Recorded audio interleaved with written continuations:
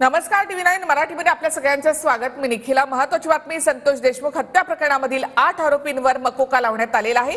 यामध्ये आहेत सुदर्शन घुले, सुधीर सांगळे, विष्णू चाटे यांच्यासह 8 आरोपींवर मकोका लावण्यात आलाय। यामधला विष्णू चाटे याला कोर्टामध्ये हजर करण्यात आले। बीड हत्या प्रकरणात वाल्मिक कराड अद्याप आरोपी नाही आणि त्यामुळे कराडवर मकोका लागलेला नाही। अंडरवर्ल्डचा कंबडा मोडण्यासाठी मकोका हा कायदा आणण्यात आला होता, मात्र बीड प्रकरणामधलं गांभीर्य लक्षात घेता यामध्ये आरोपींवर मकोका लावण्यात आलेला आहे। ॲडव्होकेट अनिकेत निकम सर आपल्या सोबत जोडले गेलेले आहेत। अनिकेत निकम सर, स्वागत तुमचं TV9 मध्ये। बीड प्रकरण गंभीर आहे, या सगळ्यामध्ये राजकीय कंगोरे देखील आहेत। गुन्हेगारी पार्श्वभूमी असलेल्या आरोपींना अटक देखील करण्यात आलेली आहे। या सगळ्यांवर मकोका लावण्यात आलेला आहे। तर मकोका लावण्याचा नेमका यामध्ये बीड प्रकरणामध्ये मकोका लागतो का, म्हणजे जो पोलिसांनी आता लावलेला आहे, त्यामुळे या सगळ्या खटल्याचा तपास हा लवकर लागण्यास मदत होईल का?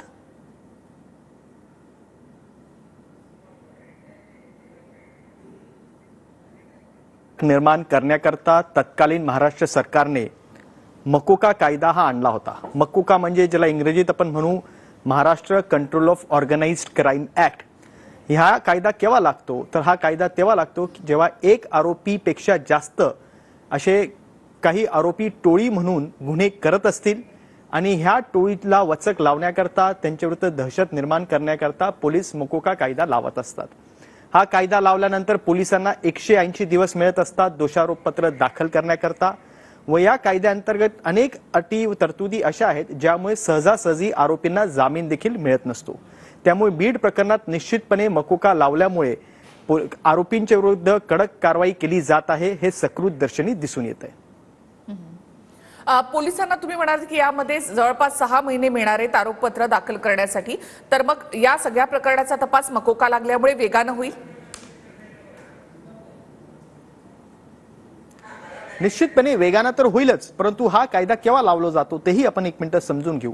जेव्हा या आरोपींच्या विरोधात, म्हणजे या आरोपींपैकी एखाद्या आरोपीच्या विरुद्ध गेल्या 10 वर्षात 2 पेक्षा जास्त दोषारोपपत्र जर दाखल झाले असतील, तर अशा आरोपींच्या विरुद्ध, या टोळीच्या विरुद्ध मकोका कायदा लावला जातो। आणि पोलिसांनी याच्यात मकोका लावला आहे याचा सकृत दर्शनी अर्थ असा की या टोळींचा गुन्हेगारी पार्श्वभूमी आहे। गेल्या 10 वर्षात त्यांच्या विरुद्ध 2 पेक्षा जास्त दोषारोपपत्र दाखल झाले असतील आणि त्यामुळे असा कायदा पोलिसांनी लावण्याचा प्रस्ताव त्या ठिकाणी मांडला आहे। हा कायदा लावल्यानंतर पोलिसांना आरोपींची कबुली जबाब देखील नोंदवता येतो कलम 18 खाली, आणि हा कबुली जबाब जेव्हा एखादा आरोपी स्वेच्छेने देत असतो तर या कबुली जबाबाचा वापर फक्त त्या आरोपीच्या विरोधात करता येत नाही, तर त्या कबुली जबाबाचा वापर इतर सह आरोपींच्या विरोधात देखील केला जाऊ शकतो। अशा स्वरूपाची तरतूद या कायद्याअंतर्गत आहे। अनिकेतजी, यामध्ये एक आरोपी जो आहे तो अद्याप फरार आहे आणि दुसरा जो आरोपी आहे त्याला आज कोर्टामध्ये हजर केलं जाते, ज्याची न्यायालयीन कोठडीची मागणी सरकारी वकिलांनी कोर्टामध्ये केलेली आहे। तर या सगळ्यांवर जो फरार आहे त्याच्यावरही मकोका लावण्यात आलेला आहे?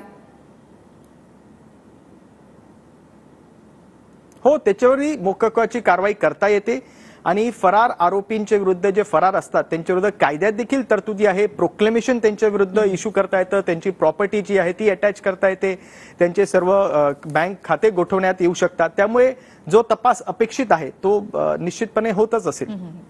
सर, यामध्ये CIDचा तपास, SIT कडून करण्यात आलेला तपास, बीड पोलिसांकडून करण्यात आलेला तपास, तर मकोका लागल्यामुळे या सगळ्याला बळ मिळणार आहे?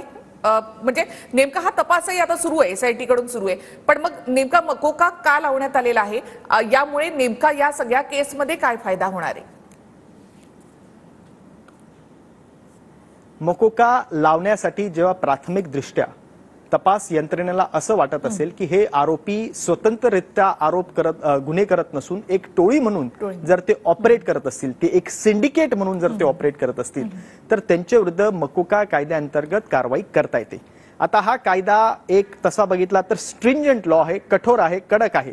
तो याकरता की हा कायदा लावल्यानंतर सहजासहजी आरोपींची जामीन तर होतच नसते, त्याचबरोबर किमान शिक्षा 5 वर्षाची आहे आणि मॅक्झिमम सेंटेन्स जन्मठेपेपर्यंत आहे।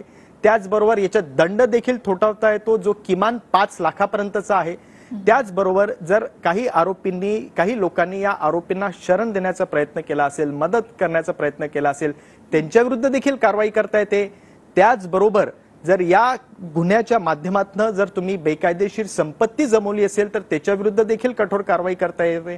अशा स्वरूपाचा हा कायदा असल्यामुळे अतिशय स्ट्रॉंग असा हा लॉ आहे आणि हा कडक कायदा असल्यामुळे याच्यात सहजासहजी मी सांगितल्याप्रमाणे जामीन देखील मिळणं कठीण असतं. खूप खूप धन्यवाद सर, तुम्ही आम्हाला या संदर्भात माहिती दिली त्याबद्दल.